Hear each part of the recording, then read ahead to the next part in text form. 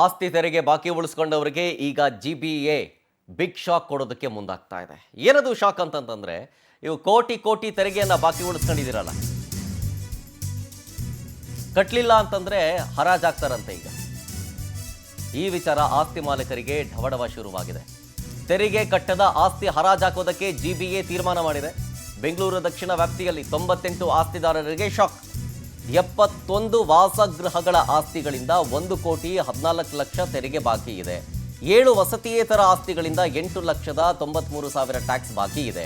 16 ವಸತಿ ಮತ್ತು ವಸತಿಯೇತರ ಆಸ್ತಿಗಳಿಂದ 23,000 ತೆರಿಗೆ ಬಾಕಿ ಇದೆ. 4 ಖಾಲಿ ನಿವೇಶನಗಳಿಂದ 9,46,000 ಟ್ಯಾಕ್ಸ್ ಕಟ್ಟಬೇಕಾಗಿದೆ. ಯಾವುದನ್ನು ಕಟ್ಟಿಲ್ಲ ಅಂತ ಅಂದರೆ ಬೇಕೋ ಬೇಡವೋ ಮಾಡ್ತಾ ಇದ್ದಾರೆ. ಇವರಿಗೆ ಸೀರಿಯಸ್ನೆಸ್ ಇಲ್ಲ, ಟ್ಯಾಕ್ಸ್ ಕಟ್ಟಿಲ್ಲ.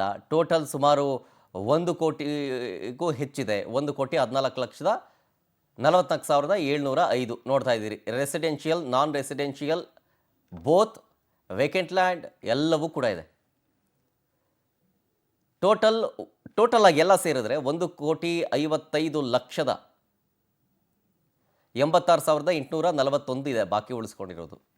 ಅದನ್ನು ಕಟ್ಟಬೇಕು. ಕಟ್ಟಲಿಲ್ಲ ಅಂತಂತಂದರೆ ನಿಮ್ಮ ಆಸ್ತಿಯನ್ನು ಹರಾಜು ಮಾಡಬೇಕಾಗತ್ತೆ ಅಂತ ಆದೇಶ ಹೊರಡಿಸ್ಬಿಟ್ಟಿದೆ. ಕಾರಣ ಏನು ಅಂತಂದರೆ ಇದು ಕೇವಲ ಒಂದಲ್ಲ ಎರಡಲ್ಲ, ಹಲವು ಬಾರಿ ಇದಕ್ಕೆ ಸಂಬಂಧಪಟ್ಟಂತೆ ನೋಟಿಸ್ ಕೊಟ್ಟಿದ್ದಾರೆ, ಪತ್ರ ಬರೆದಿದ್ದಾರೆ. ಫಸ್ಟು ರೆಸ್ಪಾನ್ಸ್ ಬಂದಿಲ್ಲ, ಆಮೇಲೆ ಡಿಮ್ಯಾಂಡ್ ನೋಟಿಸ್ ಕೊಡಲಾಗಿದೆ, ಅದಕ್ಕೂ ರೆಸ್ಪಾನ್ಸ್ ಬಂದಿಲ್ಲ. ಅದಾದಮೇಲೆ ಮೊಬೈಲ್ಗೂ ಕೂಡ ಸಂದೇಶವನ್ನು ಕಳಿಸಲಾಗಿದೆ, ಪಾವತಿ ಮಾಡಿ ಅಂತ, ಆದರೂ ಕೂಡ ರೆಸ್ಪಾನ್ಸ್ ಮಾಡಿಲ್ಲ. ಅದಕ್ಕೇ ಈಗ ಜಯನಗರ ವಲಯ ವ್ಯಾಪ್ತಿಯಲ್ಲಿ 98 ಸ್ವತ್ತುಗಳನ್ನು ನಿಯಮಾನುಸಾರ ಹರಾಜು ಪ್ರಕ್ರಿಯೆಗೆ ಒಳಪಡಿಸಿ 1,55,86,841 ರೂಪಾಯಿ ಬಾಕಿ ತೆರಿಗೆ ವಸೂಲಿ ಮಾಡೋದಕ್ಕೆ ಈ ಕ್ರಮವನ್ನು ತೆಗೆದುಕೊಳ್ಳಲಾಗಿದೆ. ಡೀಟೇಲ್ಸ್ ಕೊಡ್ತಾರೆ ಇನ್ನಷ್ಟು ನಮ್ಮ ಪ್ರತಿನಿಧಿ ವರ್ಷಿತಾ ತಾಕೆರೆ ಲೈವ್ನಲ್ಲಿ. ವರ್ಷಿತಾ, GBA ಈ ಕ್ರಮ ಸರಿ ಅನ್ಸುತ್ತಾ? ಜೊತೆಗೆ ಸಾರ್ವಜನಿಕ ವಲಯದಲ್ಲಿ ಯಾವ ರೀತಿಯಾಗಿ ರೆಸ್ಪಾನ್ಸ್ ಸಿಗ್ತಾ ಇದೆ ಅಂತ ಇದಕ್ಕೆ? ಎಸ್ ಶರತ್, ಇತ್ತೀಚೆಗೆ ಆಸ್ತಿ ತೆರಿಗೆ ಕಟ್ಟುವಂಥದ್ದು ತುಂಬ ತಲೆನೋವಾಗಿ GBAಗೆ ಪರಿಣಮಿಸಿರುವಂಥದ್ದು. ಯಾಕಂದರೆ ಪ್ರತಿ ಬಾರಿ ಕೂಡ ಇರುವಂತಹ ಆಸ್ತಿ ತೆರಿಗೆಯನ್ನು ಕಟ್ಟಿ ಅಂತ ವಾರ್ನಿಂಗ್ ಕೊಟ್ಟರು ಕೂಡ, ಜೊತೆಗೆ ಮನೆಗೆ ಹೋಗಿ ಒಂದಷ್ಟು ಅಧಿಕಾರಿಗಳು ತಿಳಿಸಿದ್ರು ಕೂಡ ಅದೆಷ್ಟೋ ಜನ ಇನ್ನೂ ಕೂಡ ಆಸ್ತಿ ತೆರಿಗೆಯನ್ನು GBAಗೆ ಕಟ್ಟಿಲ್ಲ. ಹಾಗಾಗಿ ಇದೇ ನಿಟ್ಟಿನಲ್ಲಿ ದಕ್ಷಿಣ ಪಾಲಿಕೆ ಇದೀಗ ಒಂದು ಮಹತ್ವದ ನಿರ್ಧಾರಕ್ಕೆ ಮುಂದಾಗ್ತಾ ಇರುವಂಥದ್ದು. ಪ್ರತಿ ಬಾರಿ ಕೂಡ ನಾವು ಹೇಳಿ ಸಾಕಾಗಿದೆ, ಆದರೆ ನಮಗೆ ಬರಬೇಕಾದಂತಹ ಆಸ್ತಿ ತೆರಿಗೆ ಇನ್ನೂ ಕೂಡ ಯಾರೂ ಕೂಡ ಕಟ್ಟುತ್ತಾ ಇಲ್ಲ. ಹಾಗಾಗಿ ಈ 98 ನಿವೇಶನಗಳಿಗೆ ಏನೇನಿದೆಯೋ ಅಂಥವರು ಕೂಡ ಕಟ್ಟಲಿಕ್ಕೆ ಈ ದಕ್ಷಿಣ ಪಾಲಿಕೆಯಲ್ಲಿ ಕೋಟಿಗಟ್ಟಲೆ ಬಾಕಿ ಇರುವಂಥದ್ದು.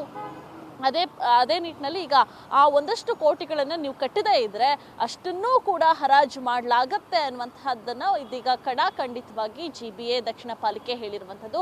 ಅಕಸ್ಮಾತ್ ಏನಾದರೂ ಅದರ ಒಳಗೆ ಅಂದರೆ ಇದೇ ತಿಂಗಳ 21ನೇ ತಾರೀಕೊಳಗೆ ಏನಾದರೂ ಆಸ್ತಿ ತೆರಿಗೆಯನ್ನು ಏನಾದರೂ ಕಟ್ಟಿದ್ರೆ ಅದನ್ನು ವಜಾ ಮಾಡಲಾಗತ್ತೆ. ಇಲ್ಲ ಅಕಸ್ಮಾತ್ ಏನಾದರೂ ಕಟ್ಟಲಿಲ್ಲ ಅಂತ ಅಂದರೆ ಪಕ್ಕಾ ಹರಾಜಾಗೋದು ಪಕ್ಕಾ ಅನ್ನುವಂಥದ್ದನ್ನು ಇದೀಗ ಖಚಿತವಾಗಿ ದಕ್ಷಿಣ ಪಾಲಿಕೆ ಒಂದು ಆದೇಶವನ್ನು ಕೂಡ ಹೊರಡಿಸಿರುವಂಥದ್ದು.